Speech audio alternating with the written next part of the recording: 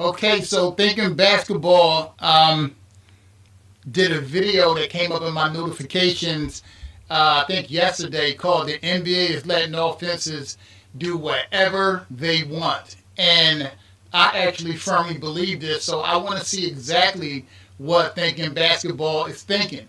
Let's go.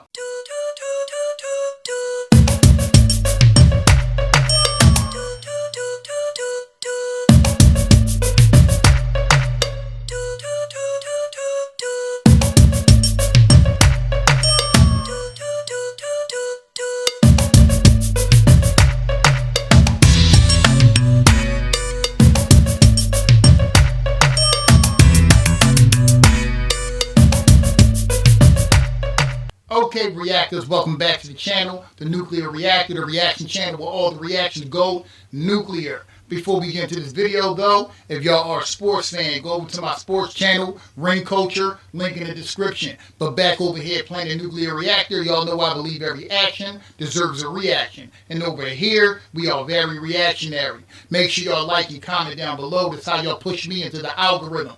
And then I'll go get them. With my content, hit them and fit them and sit with them. Subscribe and hit the bell notification so y'all can be notified for every time I upload. And I upload a lot. Share my videos and hype my channel.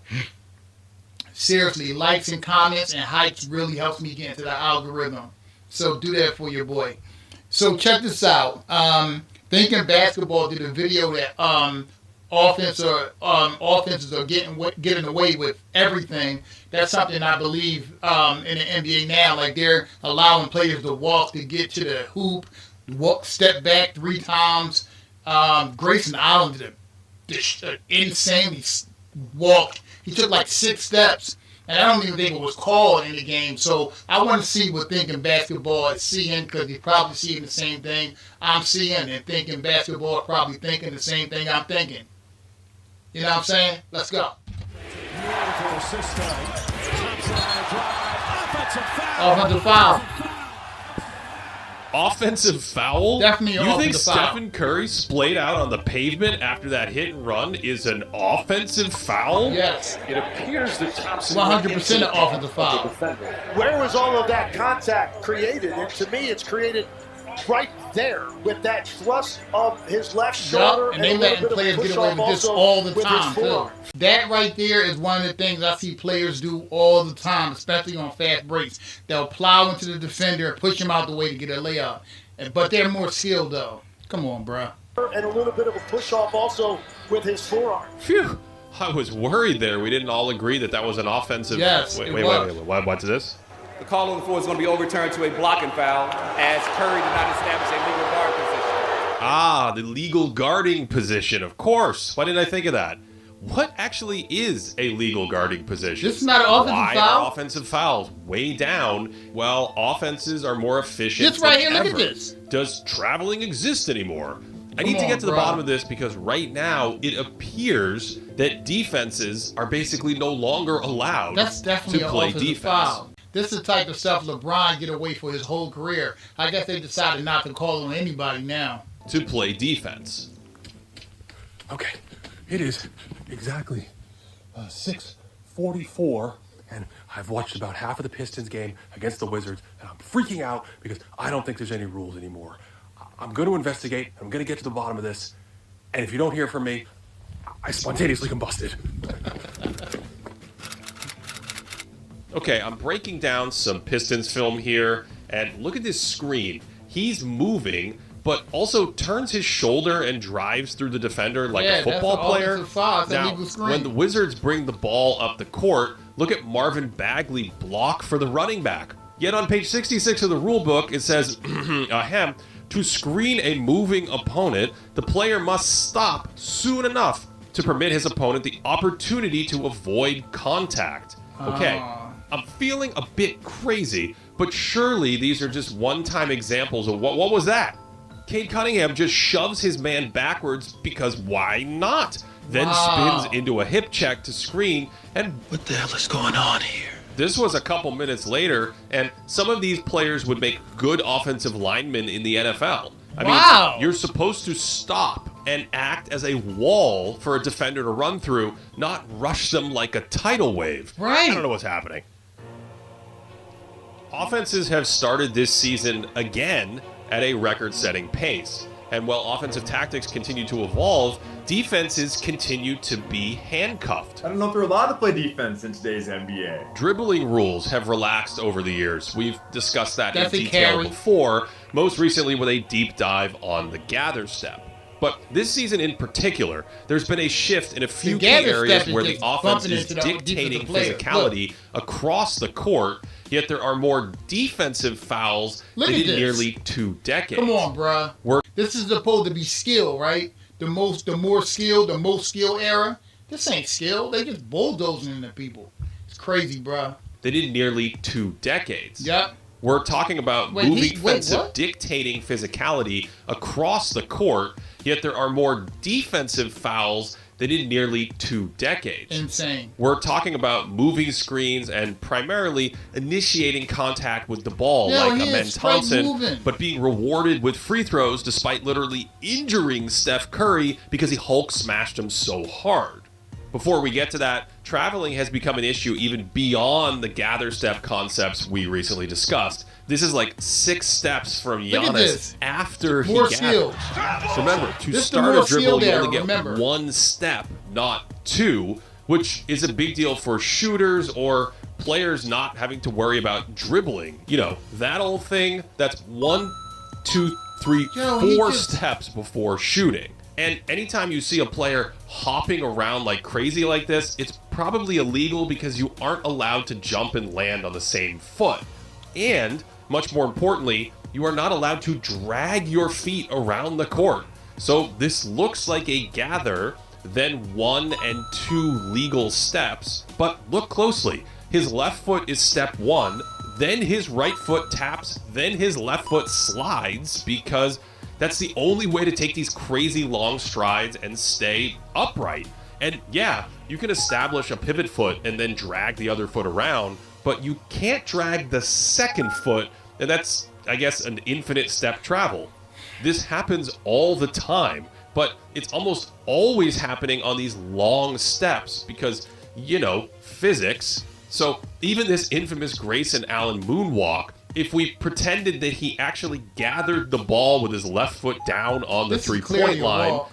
Somebody on YouTube actually tried to break down how that was legal. He's counting the steps while he's breaking it down. And somebody in the comment section said the amount of mental gymnastics you have to go to make this legal is crazy. It's insane, man. This is a walk.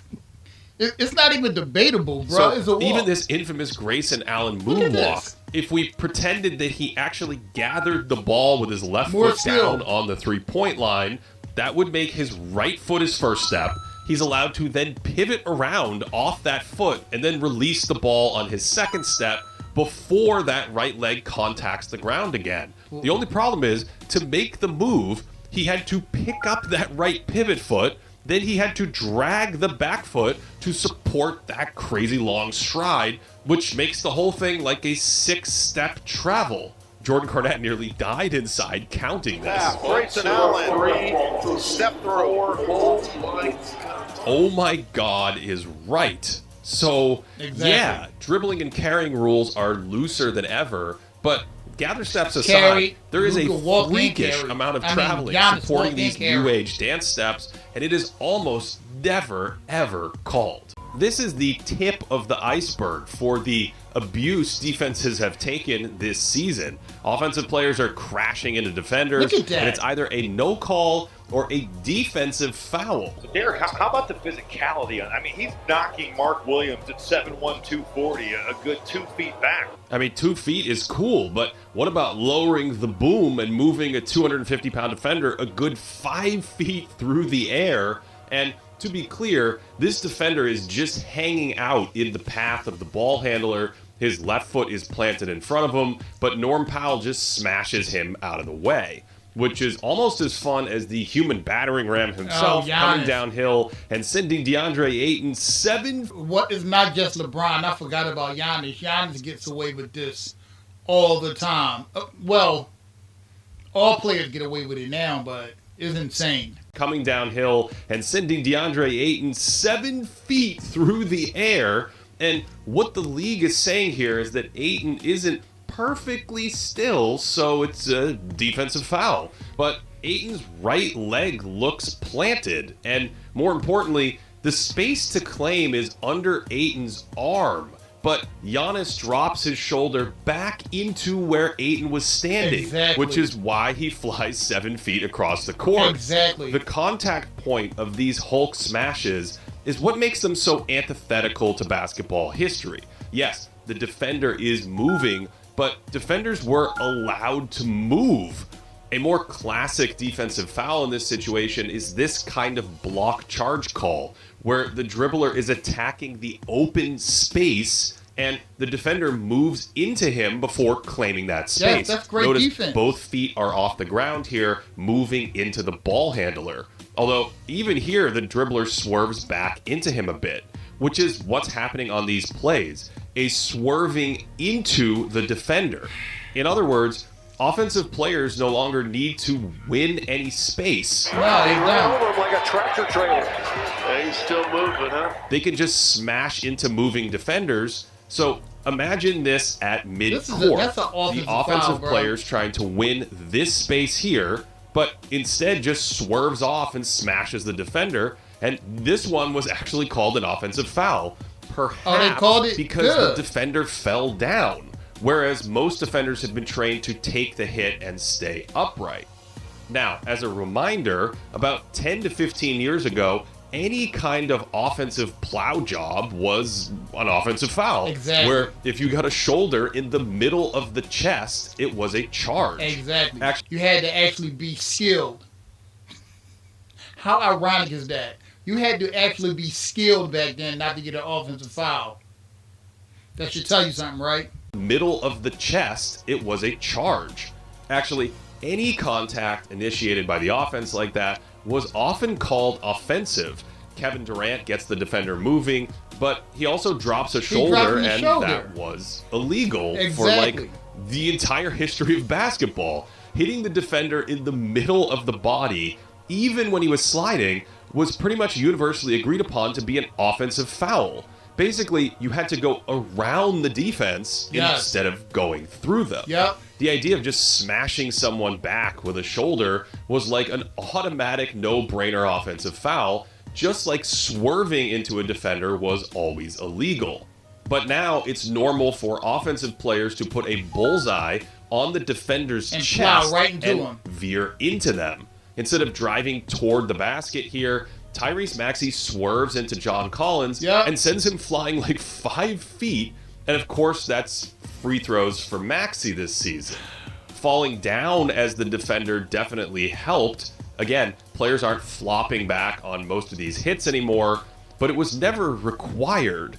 Any hit to the middle of a defender that dislodged them was likely an offensive foul. Because, and I know this is crazy talk, if you hit a defender in the chest, you did not beat the defender. I have no idea why this changed, but you don't actually have to get around anyone anymore. You just plow them out of the way. And notice James Harden using that off arm like a club against Maxey here, and it's a foul on Maxey. And this is another common tactic dribblers use, just clubbing defenders with their off arm, or sticking their non-dribbling arm in front of them like a shield to discard defenders as needed. We looked at this in a recent video for Thinking Basketball members, where Austin Reeves was just arm-barring his defender, and it's become a more common tactic around the league to protect the dribble. OG with the off arm, trying to fight off physical defense right there. You see that right? Push off. What did I tell you about the offhand all year? It's been going on all year. Again, these were offensive fouls until very, very recently. Any off-arm activity was a fairly vanilla call. It's spacing by the Celtics, and that is an offensive foul. Little elbow. Just minor little elbows meant an offensive foul because you were not supposed to use your off-arm as a club, shield, weapon, whatever. There's barely any contact here, but a discard was a foul. And sure, defensive flopping certainly accentuated these little discards, but notice how subtle these were. You simply weren't supposed to use your off-arm like this while dribbling. That's why for 2 decades, there was a debate about whether Jordan pushed Brian Russell on his final shot. even a little nudge was strictly forbidden for basically all of basketball history. But based on 2026 officiating, Chris Paul would be fouled here on this little hand check. He'd be allowed to discard that hand check, but this was a normal offensive foul back then. Good call. No argument from Chris Paul either. So this season, players are really looking to assault defenders with that off arm, so you don't really have to make any basketball move to get open. You just shove them out of the way. Yay. Heck, the old spin hook move isn't even called that much anymore either, but pretty much any kind of hooking in the post in the past was an automatic foul or caused an uproar. Look at LeBron's reaction here after Paul Pierce gives him a little wraparound action. He stops playing. He's so apoplectic because it took a second to blow the whistle. The result of all of this is a rise in defensive foul rates this season. If we look at free throws per field goal attempt, this is the highest ratio we've seen in 15 years, well before the boom and outside shooting changed the game. Insane. And we're seeing more defensive fouls per drive compared to any other season in the camera tracking era. And this coincides with fewer turnovers than ever on these drives. These changes seem because if it's not an offensive foul, it's not a turnover. Insane. Than ever on these drives. Yep. These changes seem small, but remember, players self-correct based on how the game is called. So they're happening while defenses are trying to adapt. Take offensive foul rates. They're back up this season compared to last year, but I'd argue that's because offensive players have been way more aggressive in 2026. When we zoom out, we see a much larger trend.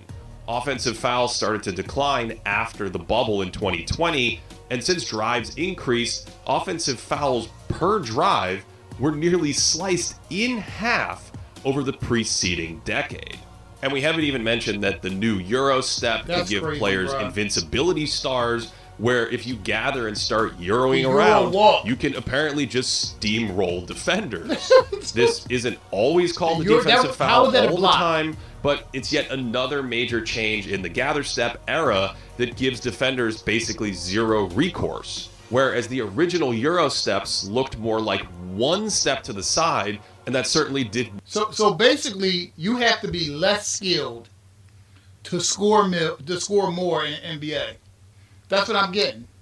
You have to be less skilled and have a hell of a lot of referee help to make these games as high as the scoring is. Seriously, this isn't skill. These are just fouls. That's what they are: walks, carries, and fouls.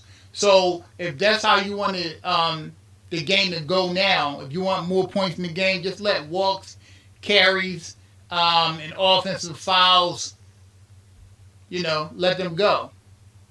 Insane. More skilled though, right? Or like one step to the side, and that certainly did not provide invincibility for the ball handler. Another gather-based change is what counts as in the act of shooting. Players will often be dribbling, feel contact like a hand check, then shoot and get free throws. The rules say this should still be on the floor, by the way, and this is a far cry from the old days when you had to be in the act of shooting for it to be in the act versus a player driving, getting hit, and then going into the shooting motion. That's crazy, they bro. say it is in the act.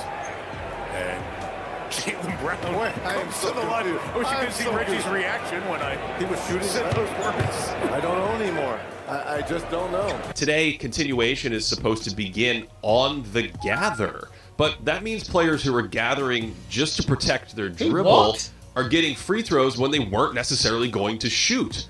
So if they called this reach-in foul here, that's supposed to be 2 free throws, even if the player was going to pass. So in addition to allowing more steps, the gather rule has widened the scope of a shooting foul by quite a bit.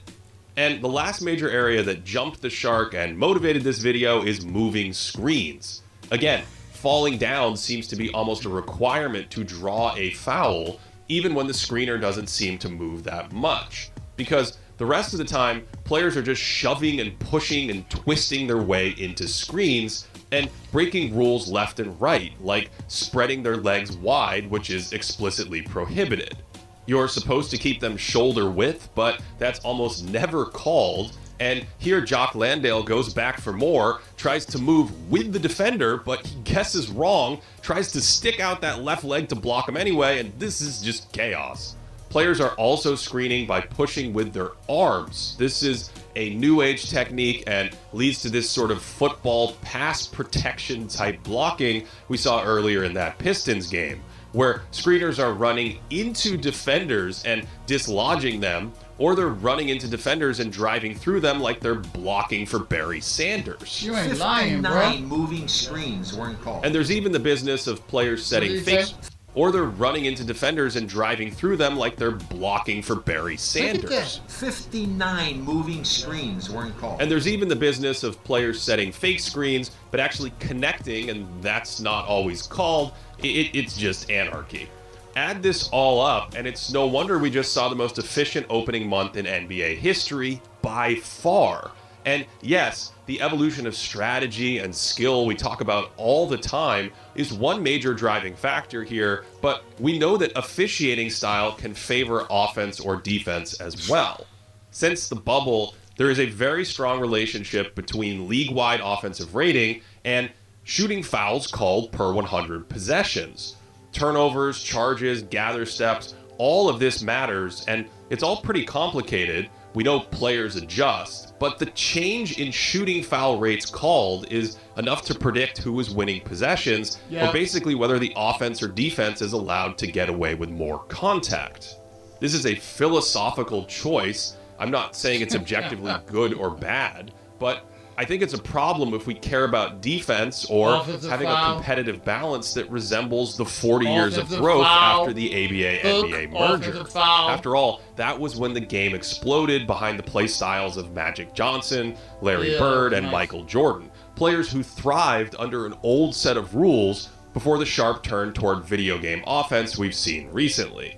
Those rules required a ton of individual counters and solutions against elite physical defenders. I think that what makes basketball great, but what makes the NBA great, historically, we see the best athletes in the world, the most skilled, the tallest, the fastest, the longest, making incredibly athletic plays despite equally athletic and talented people and very smart coaches trying to stop them.